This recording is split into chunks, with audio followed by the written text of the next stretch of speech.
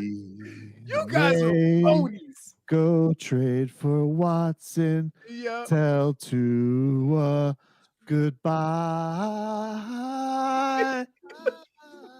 Dude, how you know what? Now I'm really starting to believe that two-wife thing. Because Why? you change your mind and rats off a ship all the time. No, bro. I'm as loyal Look, as it gets. I get and I can't tell if any one of these three guys were the quarterback for the Dolphins. I'm talking about Joe Burrow, Tua, or Justin Herbert. Right? I mean, Joe Burrow's only a year younger than Deshaun Watson. Is that accurate? Yeah, he's old AF. Right. That being said, Deshaun Watson has proven and have done things where you hope these guys could get to. So I'm always going to take Deshaun Watson. So I'm keeping it real. But at the same time, for anybody to have a problem with any one of these quarterbacks, and in fact, most people would tell you, rookie quarterback, who won the most? And that's who they would go with. And so for anybody to say, I don't want to anymore, or I wish we had taken Justin Herbert, there is nothing that you've seen besides the flashy numbers on a 4-12 team. There is nothing that you have seen that would make you want to change your mind or should make you want to change your mind at this point. Are you're talking about 4-12 with the Texans, right? Because no, what was I'm sorry. What was Chargers? I think we're 7-9. They started 3-9 and they finished on a 4-game winning streak. Okay, although they beat the Chiefs 7-9. I mean 7-9. Let's hear a little bit from Tua Tagovailoa yesterday, making the rounds on the Dan Patrick show yesterday. He was asked about what it's like hearing his name in the trade talks, and this is what Tua had to say about that. What's it like to hear your name or have people tell you that your name's involved in possible trade talks with Deshaun Watson? Yeah, I would say that's something that I can't control. I don't have any control over those trade deals and whatnot. But for me, my job is to help our team win games and help our offense contribute to the success of the team. So yeah. Well, I was going to buy a Tua Dolphin jersey in the offseason. I just want to make sure you're still going to be there, though. Like, should I wait till August here, Tua? Well, honestly, I'm not too sure. Like I said, I can't control things that I can't control. What I can do is continue to work hard, and hopefully this upcoming season. Maybe I get an Alabama jersey. I'll get a Tua Alabama jersey. Then I'm safe. Wow, he sounds a little brokenhearted there that he was asked that question. I'm not gonna lie. I mean, periodically you get asked questions that people expect to answer, and you literally have no answer for it. What is Tua supposed to say about that? He's turned on the TV like the rest of everybody else, going, "Wow, I'm about to get traded for Deshaun Watson." Yeah, news to me. And then you got to answer questions. You got to answer questions that the team's not even answering. I saw the agent. He was getting interviewed by somebody. He goes, "Oh, I haven't heard anything from Chris Greer." I'm like, "Yeah, I'm sure they're going to be letting you know, bro." Yeah, I'm sure that's exactly what they want, is the agent to go leaking stuff all over to the media. Why would the agent leak it though? That he about Tua? Yeah, that's something you wouldn't leak. Why? Well, because look, if a team is thinking like that, how are they going to feel about you if it doesn't work out? How is the team going to feel about the agent? No, the player. Right. I don't know. You can't go to Diane and say, "Yeah, hun, come over here. Yeah, it's been real. I want a divorce." And then you realize that your next setup, your other wife fell through. You can't then go back and say, "I was just playing." Yeah, you got to make sure your runaway wife is ready to go. Well, or you could just have two wives.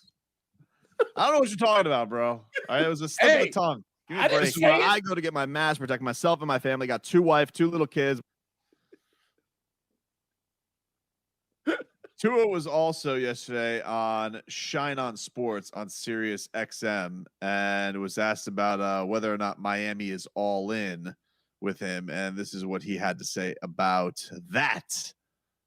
Are you convinced that Brian Flores and the organization are convinced that you're the guy at quarterback for the Miami Dolphins?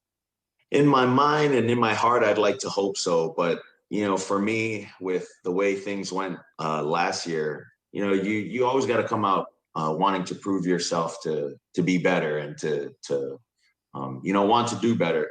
My job for the organization is to help, our team win games. And for me, that's what I got to do a better job with. When I was in, we lost a couple, and so you just got to eliminate those losses and hopefully, jot them to the other side of the board as wins. It'd be funny if Tua was like, yeah, we literally just lost a couple with me. Right. That's what I'm saying.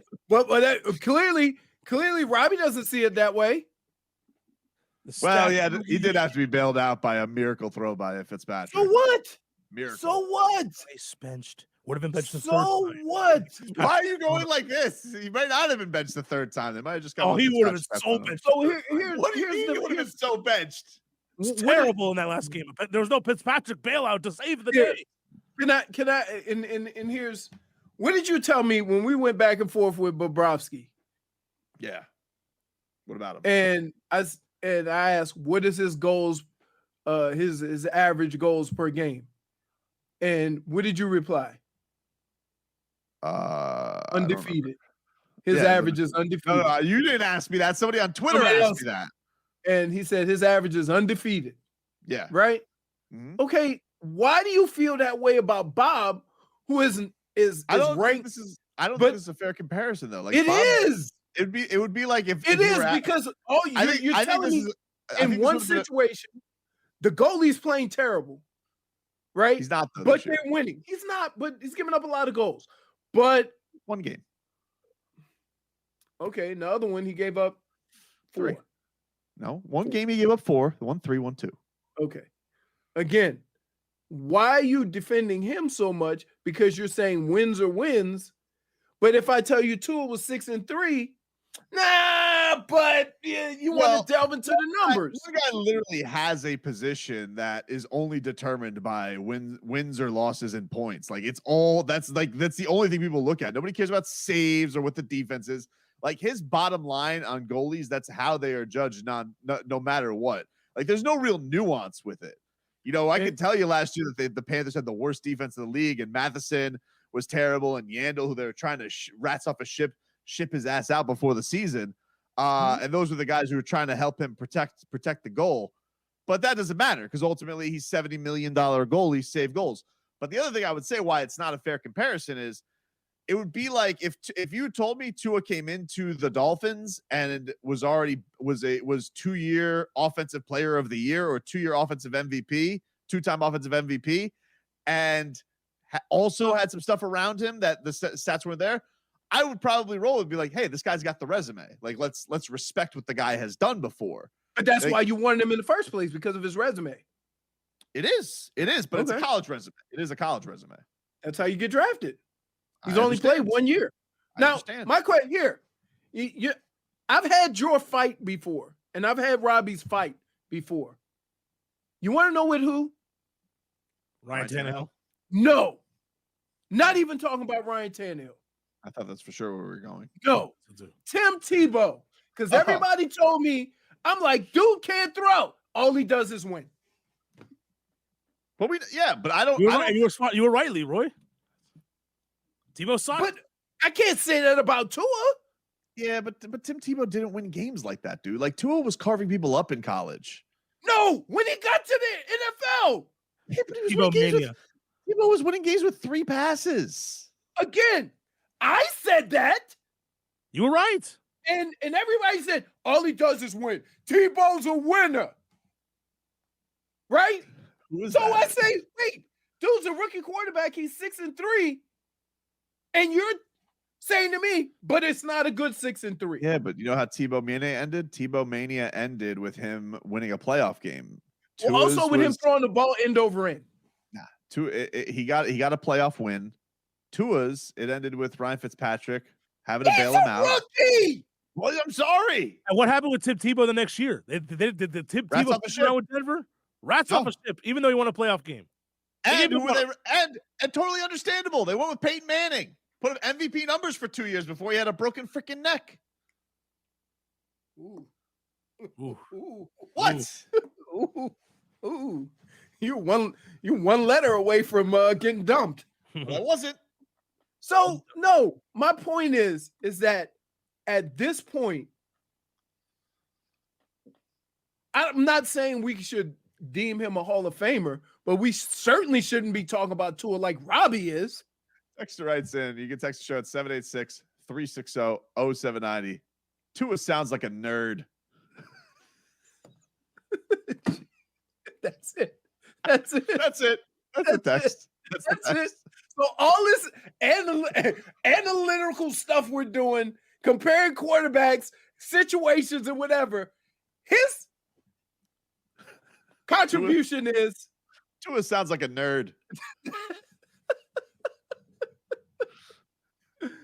Another texter writes in, Tua throws the ball end over end and weak.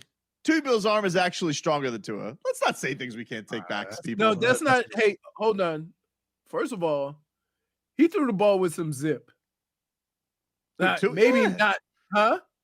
The Tua arm strength thing is the most fugazi. I honestly, Leroy, I think it's the most fugazi thing I've heard with the entire criticism. We're doing that. People are doing that to justify their stance on Tua.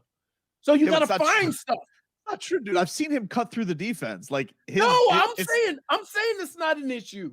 I know. I'm saying people are making things up. Robbie, how strong is Tua's arm? I wouldn't say it's a weak arm. It's just fine. He just doesn't throw the ball down the field. His arm's fine. Is it Olive Garden? I wouldn't call it Olive Garden. Okay, Like all right. Yes, You can win. You can win. Look, the more we get, the more we get to the reality of it. It's just that, hey, we're backing off some of the things that we said about Tua. And that's all I'm trying to do. Let's give him an opportunity to play. Somebody says that texter is definitely Bamonte Larker. We'll try and figure that out. Leroy, do you want to hear a little bit more from Tua Tagovailoa doing the media rounds yesterday? I do. He is a pleasure to listen to. He's going to be the company guy. And what I will tell you is this. He sucks.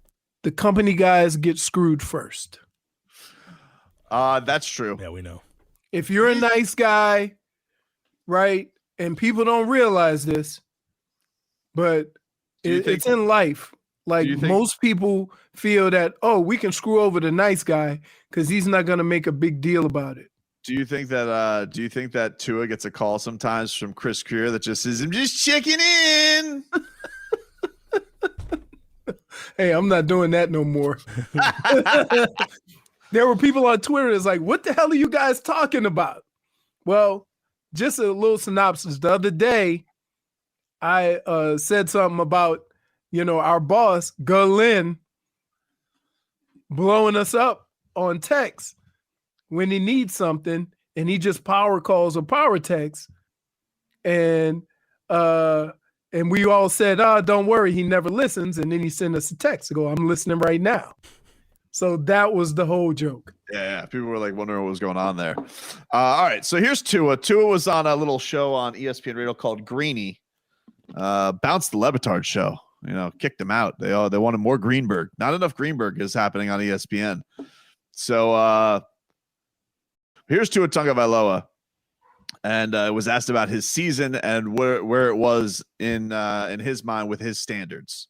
I give myself a below average grade. I understand that it was my rookie year, but it wasn't up to the expectation that I had for myself coming into, my rookie year. I would say towards the health side of things, I felt perfectly fine. I don't think, our head athletic trainer, Kyle Johnson, would have made the decision to put me in, or would have made the decision to tell our coaching staff to put me in if, they didn't think I'd be 100%. if there were any thoughts that I'd go out there and hurt myself, I don't think they would have put me in that situation. So health wise, I would say I was, at least 100%.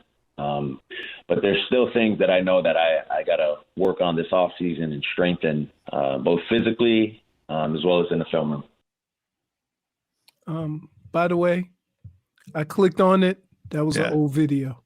Yeah. Oh, you talked to the recording again? You are a I realized when I was watching it because I couldn't hear nothing. It was yesterday's show. Yeah, I'm like, hey, why am I wearing a black shirt? Well, either way, I think we're gonna just get a new link for. We'll just probably put up a new Twitch video. That's probably what'll happen. But Tua gives himself an incomplete grade. Had himself a real. Robbie, what do you think? Like he really what happened was he almost had like a cheat partner in study hall named Fitzpatrick. A real Harvard graduate to help him get through the test. Yeah, he's looking over the corner trying to see his paper. And then he's got, and Fitzpatrick's a real teacher's pet with that Professor Gailey. And he goes, Tua, you're never going to be to the level of Fitz. And so, ergo, he wasn't able to get a complete grade for himself, below average. Well, he had easy grades in Alabama with all the receivers he had. Now things got hard, and you see what happens. Right, and obviously just Alabama being an easy school because what do you do, major in moonshine? Really?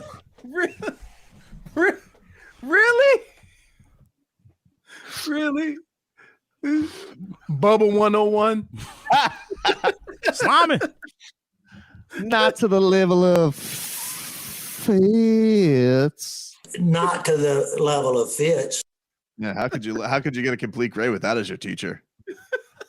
He's probably falling asleep in class. He was like my old science professor in high school. Just sleeping. Put on a frog video. I'm not learning here. Is that the same guy? Is that the same guy who always told you almost only counts in horseshoes and hand grenades? No, that dude was Mr. Anderson. He was a good teacher, even though I was not set for physics. Me and physics, no bueno. Science. I think it was the hell was that guy's name? You know what? I don't want to speak ill of the dead in case he's no longer with us. But let's just say, I'm sure anybody who was in my freshman science class, they remember.